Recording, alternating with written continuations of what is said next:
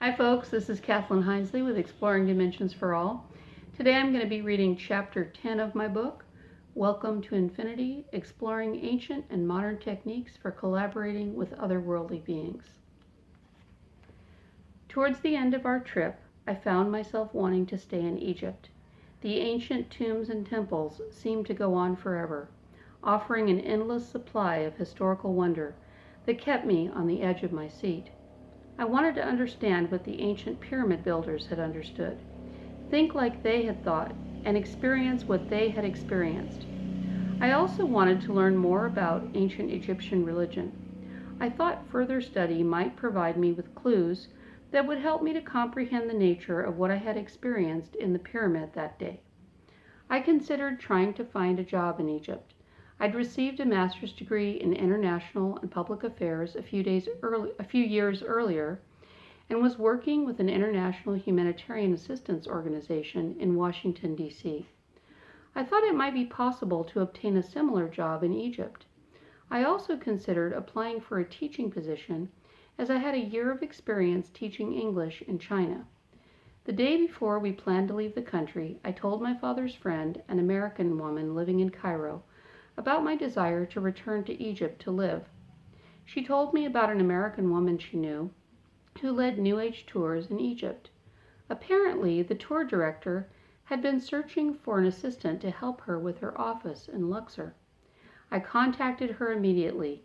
She agreed to hire me, and I began making plans to return to Egypt the following fall.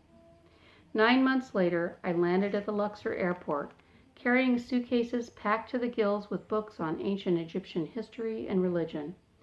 I intended to study as much as I could about ancient Egyptian thought and visit as many temples as possible during my planned 5-month stay. My new boss was busy showing friends around the country when I arrived, so I spent 2 weeks touring as many temples and other religious sites as I could, including Luxor and Karnak temples, the Valley of the Kings, and temples in the southern cities of Kamambo and Aswan. A temple that held particular interest for me was the temple of Queen Hatshepsut in Luxor. Hatshepsut had been ancient Egypt's only female pharaoh. I'd heard many positive things about the temple and thus felt compelled to include it on my list. I planned to visit Queen Hatshepsut's temple on Monday, November 18th, but later changed my plans when my boss called the day before and asked me to meet her at 2 p.m. that Monday. I reasoned that it would be too hard to get to the temple and return in time, so I resolved to put the matter off.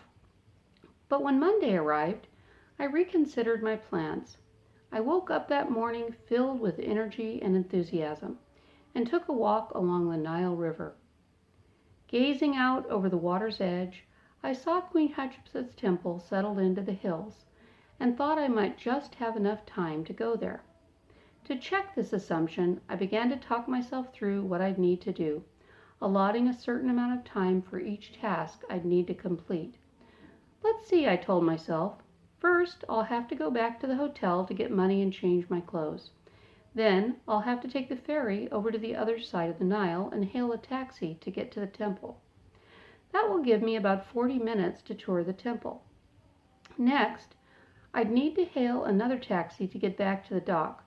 No, that won't work, I reasoned. Waiting for a second taxi would take too much time. But if I paid the driver to wait for me, I thought again, I could probably get back in time. Just as this final thought crossed my mind, the thought that would act as a deciding factor in my decision to visit the temple, I heard a clear and distinct voice coming from inside, but not from within me. Don't go to the temple, it said clearly and firmly. What could this be about, I wondered. Am I just going batty because I haven't been eating well? Or is this some kind of cosmic warning again? What could it be warning me about? I felt a bit silly, but remembered the voice I'd heard just before the PCB spill in San Francisco. This voice had the same character. It was the same one. And I wasn't about to ignore it a second time. I could just be imagining things, I thought, but it's better to be safe than sorry. I could always go to the temple another day. As I turned away from the water's edge, I couldn't resist the urge to laugh at myself a little. In spite of everything I believed about the spirit world, following a voice in my head still struck me as a bit strange. Oh well, I thought, I need to do the laundry anyway. When I returned, I did laundry and more laundry and more laundry, carting bag after bag up to the roof of the hotel where the staff and I competed for the use of a single washer and clothesline. After 3 hours, I returned to my room to rest. Shortly thereafter, the phone rang. Was it my boss? Did she want me to come early? I really needed a nap. It turned out to be one of my boss's women friends, a therapist from Texas, who, like me, had decided to try living in Egypt for a while, just for the fun of it. Have you heard? She asked. Heard what? I replied.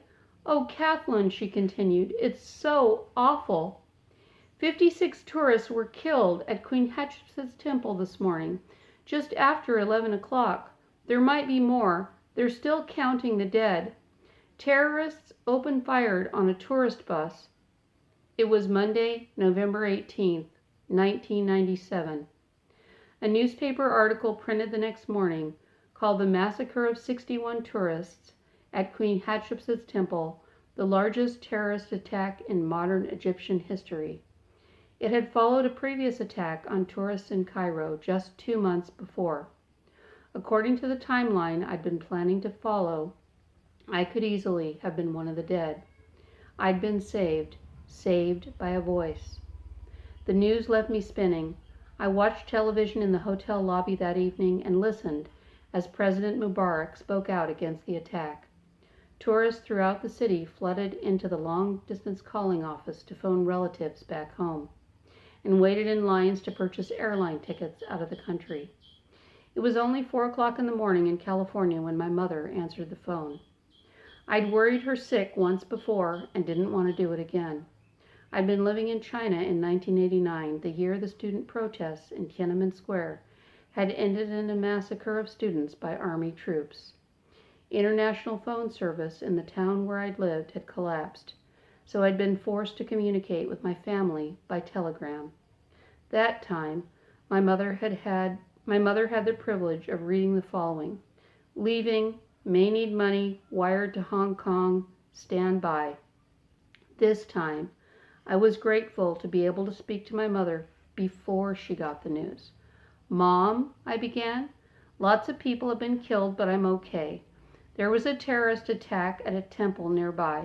You're going to get the news when you wake up. I just wanted to let you know I'm okay. Get out of there, she said firmly. Okay, I said, I will. I boarded a plane to Cairo that Wednesday and left the country the following Friday. Later, as I thought over the events of the trip, I was plagued by a memory that made me uneasy. On Saturday, November 16th, 2 days before the massacre, I sat next to an American woman on a ferry. I was traveling to meet friends for dinner at a restaurant on the other side of the Nile when she came up to ask for my advice. I'm with an American tour group, she said. We'll only be in Luxor for 3 days, and I want to know how I should best spend my time. She pointed to her tour itinerary. I noticed that it covered most of the popular sites, but didn't include a stop at Queen Hatshepsut's temple. According to the itinerary, she'd have free time on Monday morning, so I suggested that she visit the temple then. I haven't been yet, she explained. I haven't been yet, I explained, but I understand it's one of Luxor's most interesting sites. Soon after I made the suggestion, I was hit by an unexplainable wave of guilt. I couldn't understand why I should feel this way, so I tried to analyze my behavior to see if I'd done something wrong.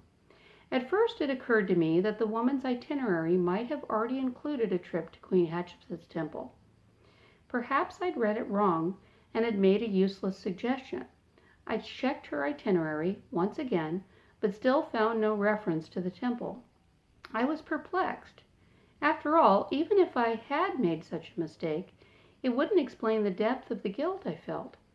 Then I considered that it might have been a bit thoughtless to suggest that she visited a temple I hadn't been to personally. But when I tried to match this idea against my guilt, I again came up short. Left without an explanation, I tried to drown out my guilt by nourishing the excitement I felt over my upcoming dinner with friends. Still, try as I might, the guilt remained with me for nearly an hour. Now I knew what my guilt had been composed of. Somehow, a part of me must have known what would happen. I'd known or sensed something about events that would occur 2 days ahead, in the future. Later, to my great relief, I read that no Americans had been killed. The woman on the boat had either not heeded my advice or had followed it and not been killed. Still, the memory made me uneasy. This wasn't the first time I'd sensed the future in advance. It was merely the most recent in a chain of similar experiences. I was left to wonder, as I had so many times before, how the future could possibly be accessed in the present, and what this might mean about the true nature of reality. Okay, the next section I'm going to be reading is Part 2, Vibration, the Key to Infinity. So in the next section, I talk about vibration and its key to time and space and other dimensions. I hope you enjoyed that. Please give it a thumbs up if you did. Please subscribe if you haven't already. Thank you so much for listening, and have a wonderful day.